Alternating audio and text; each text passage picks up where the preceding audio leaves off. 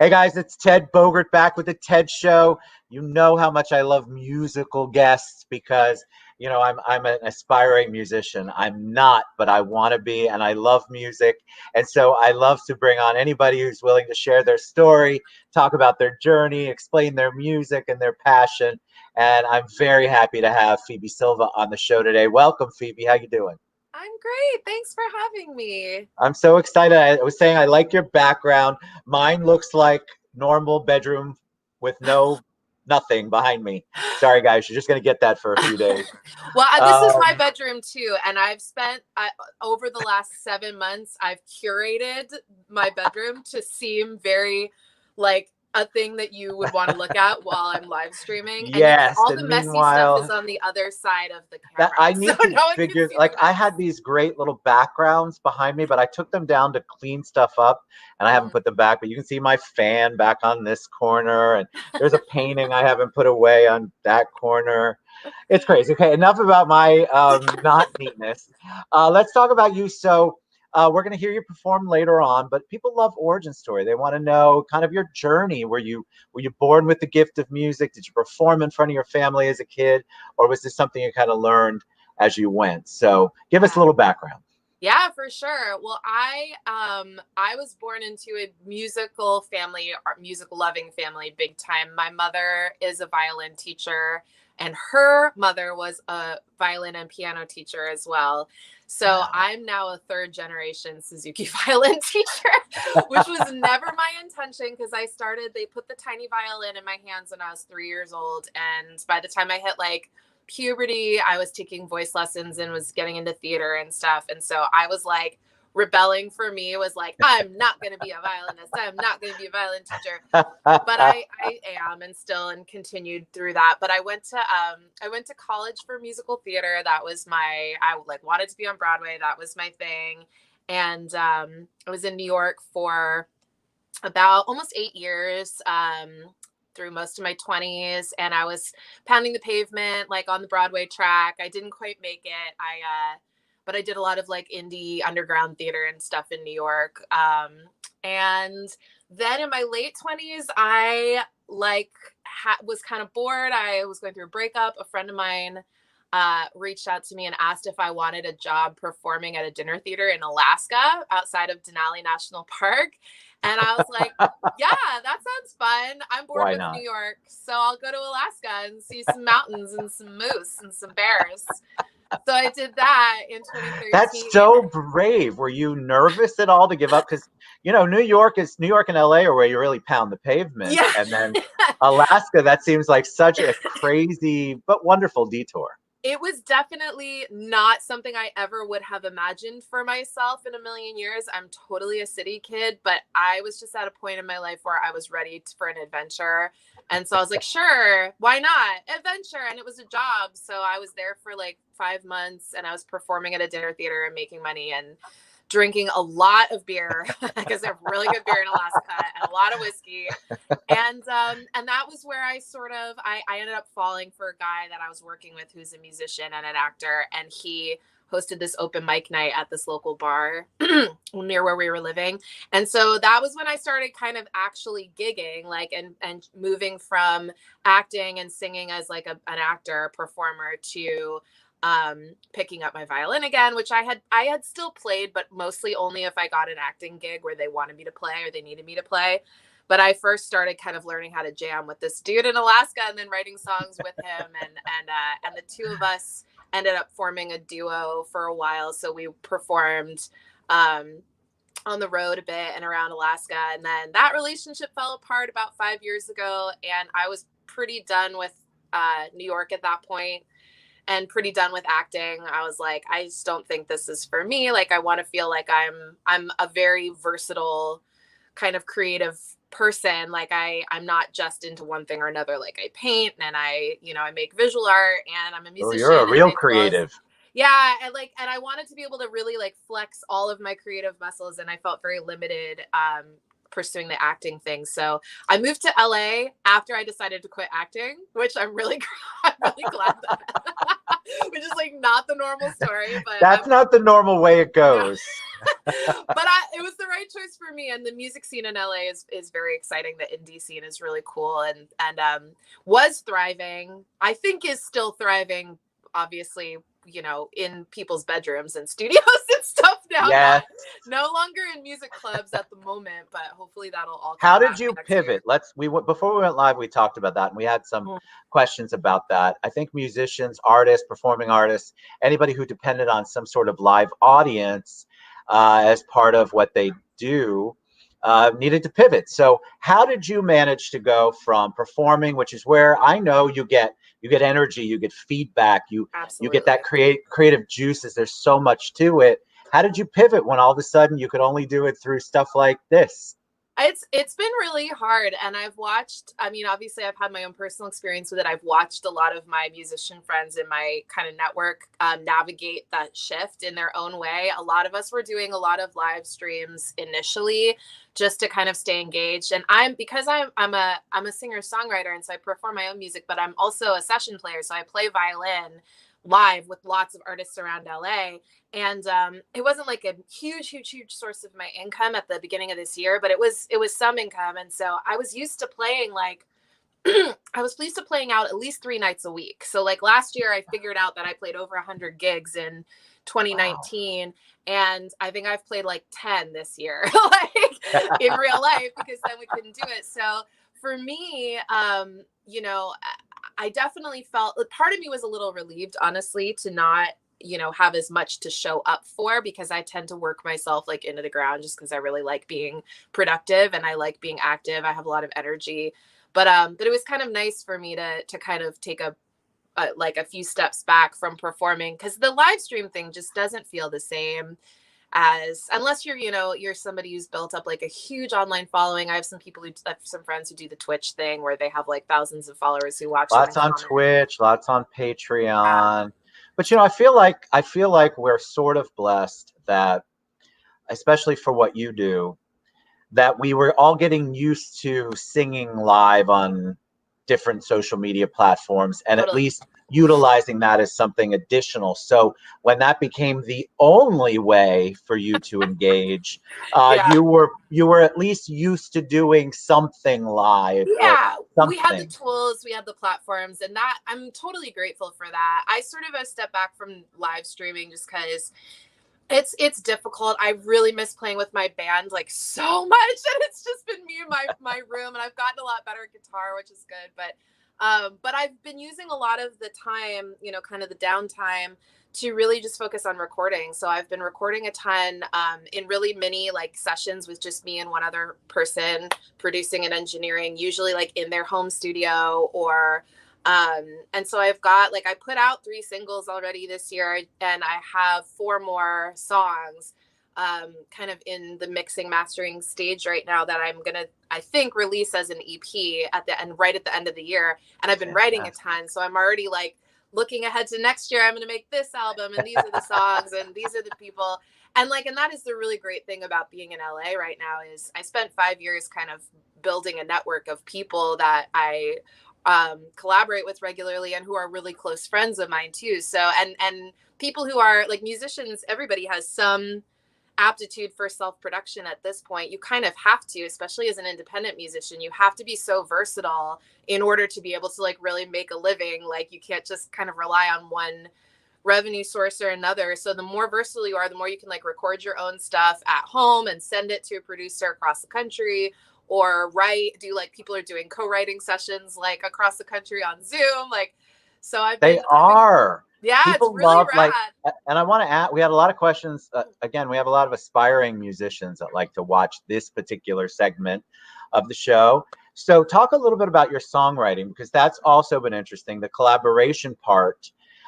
If you don't happen to live directly with your partner or your writing partners, everything is done via this, or Yeah. you're do. So what's the collaboration like when you guys are writing a song when you're not in the exact same Yeah. room? Well, I'm a pretty solitary writer, so I do most of my writing on my own, and then I've been doing a lot of co-producing with friends of mine who are more experienced producers and engineers and play all the instruments that I don't know how to play or am not very good at. So I I have a lot of like, I have been fortunate to be, because I live in a small apartment with roommates. Like I don't really have a home studio set up myself. I don't really have a good place for it. But I have been fortunate to be able to get together with like one friend of mine who I know he has been, just holed up at home, and his like kind of, quarantine pod is small and mine is very small, and kind of just work one-on-one in his place. And then I actually have a really close friend from college who lives in Philadelphia. No, we went to college in Philadelphia together. He lives in New York now, but he mixes and masters all of my stuff. So I have like little FaceTime meetings with him or like phone calls with him to talk. I'll get the session tracks sent to him, and then he'll mix them. And there was one time this was even before pre-pandemic. He used to live in London and work with a lot of like European DJs and stuff. And so one time he had like these artists in Italy who needed a singer songwriter to write a top line for a song that they were working on. So he was in New York, his artists were in Italy, and I was in LA, and he was like, can you write a top line? So I'd like send him these voice memo demos. And then he'd be like, great, okay, so now you need to go to the studio and record your vocals. So I like got a friend of mine who works in a studio to record the vocals to send to him so he could send them to like, it's this very like weird. You were ahead of the curve that way. Yeah, it's only because like my network is, it's mostly based in LA these days, but I've lived a lot of places. I've toured a bunch. So I have friends kind of all over the country making music. So what was the motivate? You have a new single that was just released Friday, I think. Yeah. Everything Comes with a Price. So give us a little background on what inspires you? Where did you come up with this particular song? And then, because I think that process is fascinating to me. Some people, they look at a TV commercial and they're motivated. Somebody has a memory. It's almost like art when you see something and you want to translate how you're feeling or how that made you feel into a song. But what motivates you? What inspires you to write? I love that you're interested in hearing about that process, because songwriters love talking about their inspiration, and I always wonder if like anybody else thinks it's as interesting as we do. I think it's so interesting because all of you have such a different answer, and so I'm always amazed how there's just little similarities, but in general, everybody's got this thing that just is part of them that becomes their passion. And then that passion opens up your eyes to a lot of things that you want to write down and emote out in music. Well, I'm personally, I'm really lyric oriented. And I think that might be because I'm a singer, but I've always been a writer too. So I tend to be inspired, by ideas or experiences and initially start with lyrics, and then kind of either like the melody comes to me in my head with the lyrics at the same time, or sometimes it doesn't, and I'll just then pick up an instrument and kind of figure out a riff or a chord progression and see if they start to like put the melody and the lyrics together. But for this particular song, when I wrote it, it's actually a little bit of an older song of mine. I wrote it like almost 2 years ago. And my style has changed a lot since then, but I was still in this very kind of jazzy retro pop kind of place. And I was inspired by an experience. So I was working at a hair salon in West Hollywood as a receptionist for a while. And it was like a busy Saturday, and I was behind the front desk, and all the stylists were working super hard. And I was just kind of sitting there answering the phone and checking people out. And this older gentleman, Indian man in a turban, came in and handed me like his card. He literally had like a business card that was like professional fortune teller, and I was like, cool. And he like just kind of zeroed in right on me as like the one person in the salon who wasn't doing anything. I later learned that this particular guy is kind of notorious around this neighborhood and goes into businesses to like solicit. At the time though, I didn't know that, and I was just like, it's very it's very easy to kind of grab my attention if you're like kind of a kooky, out of the ordinary person with an interesting thing to share. And so he was like, I can see you've had really bad luck, but your luck is about to turn around. And I was like, I have.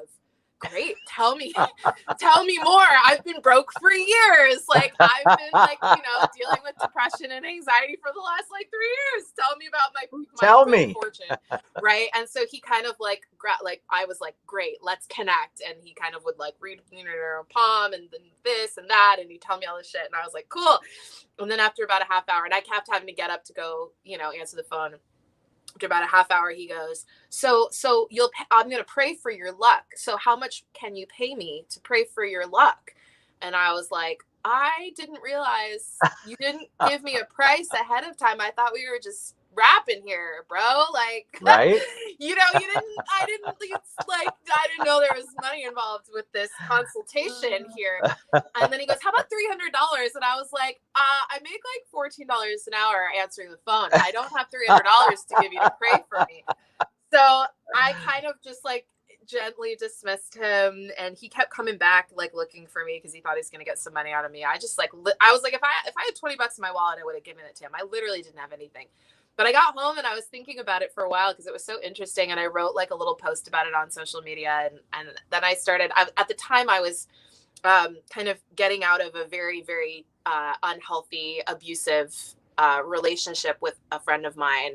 And I was feeling very spiritually and emotionally depleted. And just like I had paid such a price for like trying to love this person who just was like completely taking advantage of all of my kindness and generosity and openness, and just like completely treating me like crap in response.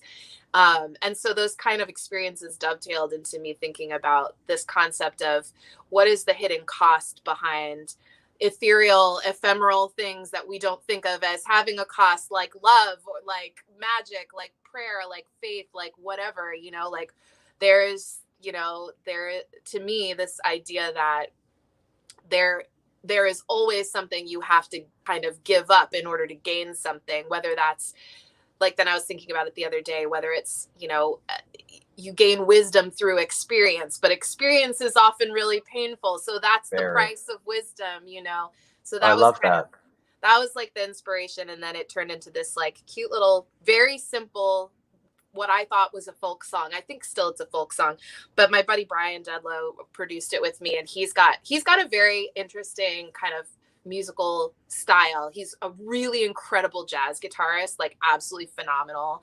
But he also does a lot of like kind of lo-fi hip hop production. So he's got a lot of really, really interesting it's a great combo. Yeah, and I have a very like old school, like early 20th century songwriting, or like classic country kind of, and I'm a classically trained singer, so I have this kind of old school retro thing to me. So we like the two of us working together, it turned out in this very dreamy kind of pseudo doo-woppy, like very simple, minimal electronic percussion. It just turned out really cool. So I was really excited to put it out. I was like, I don't know what the world is going to think about this song. I do not know. I'm excited to hear it. I purposely don't listen to anything prior, so I'm really excited to hear. All right, so Phoebe Silva is going to sing "Everything Comes with a Price." Yeah. All right, we're gonna make you front and center. Cool. Here we go. So yeah, the track sounds very different from just me by myself, but I'm excited to share it with you. So this is Everything Comes with a Price, now streaming on Spotify. You can buy it on iTunes. You can get it anywhere you can get music online. I just got this new guitar and the strings are still stretching out.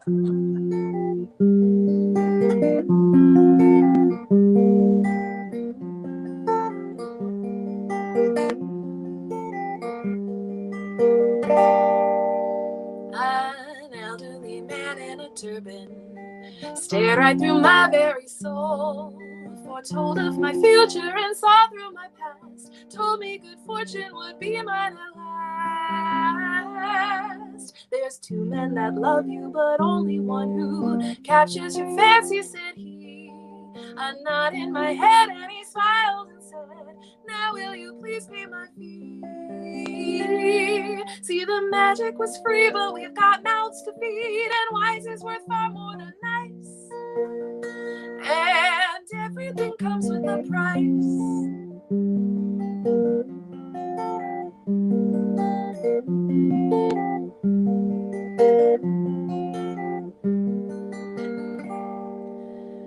My heart opened wide as the ocean after my last great despair. The music I played was my lighthouse. It drew you to me and you made a home there. I had room for a while in the warmth of my smile and the softness that cradled your head. But the weather turned blue and the ocean ran dry, and you made a cage of my bed. See, the magic was free, but then you got greedy, and wise is worth far more than nice. And everything comes with a price.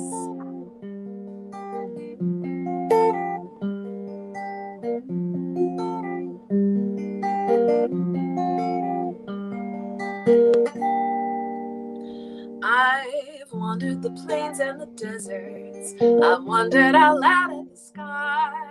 If love's truly free, then what's draining me? The answer, it came from inside. We think that we're owed something special. We put faith in the stories of old. But the game's an illusion and love is the truth. And truth can't be something we're sold. See, the magic's in loving, and loving is free. But try to possess it and it always flees. You couldn't bribe me, so you tried to buy me. And since you can't love me, you'll get no more of me. And wise is worth far more than nice. And everything comes with a price.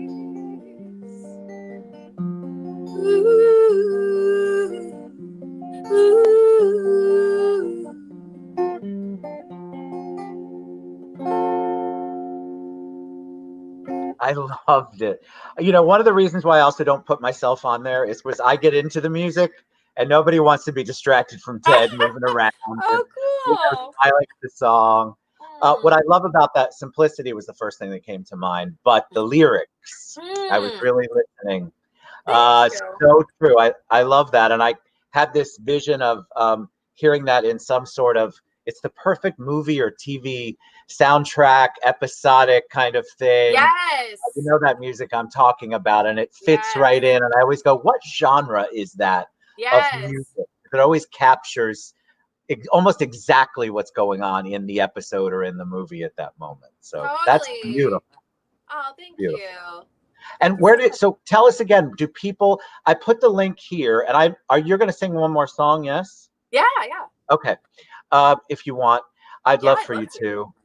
But I just want people to go to the right place. So that's the link there. I've tagged you on social media.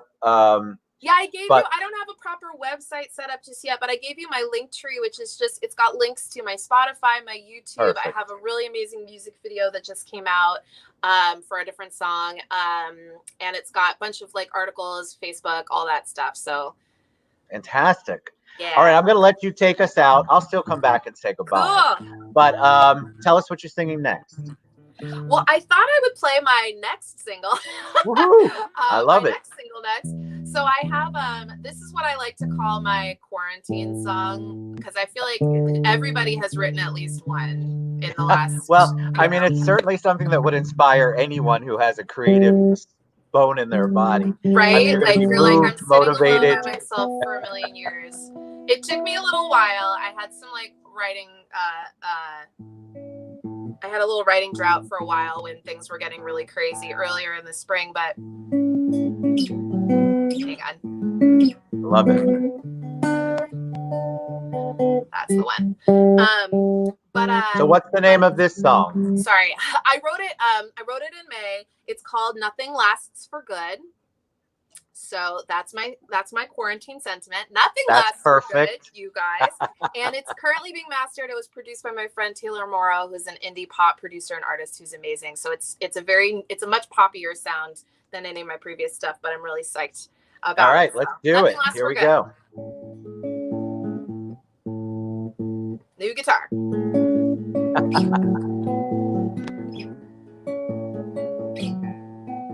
What a time to be alive, looking out my window, gazing at the mountainside, wonder where the time goes. Are you home alone, my love, looking out yours too? on the other side of the 405, running out of things to do. The sunshine seems oppressive now that gathering's taboo. What I wouldn't give to step into the warmth and embrace you.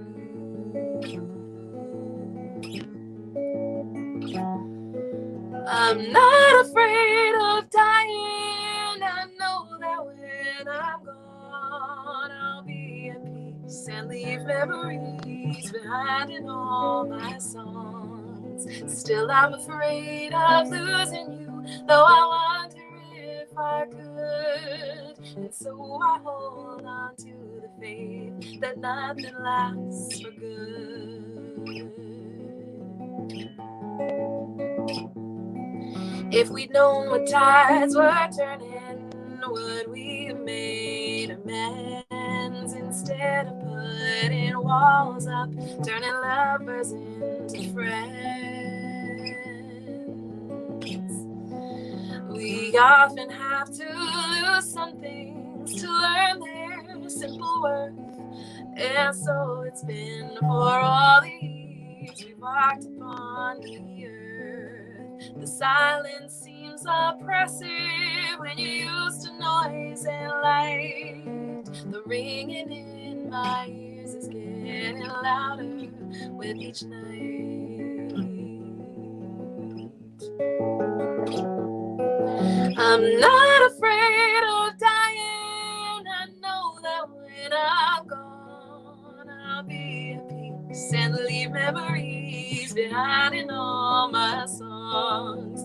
Still, I'm afraid of losing you, though I know I never could. And so I close my eyes and pray that nothing lasts for good. Nothing lasts for good. Nothing lasts for good.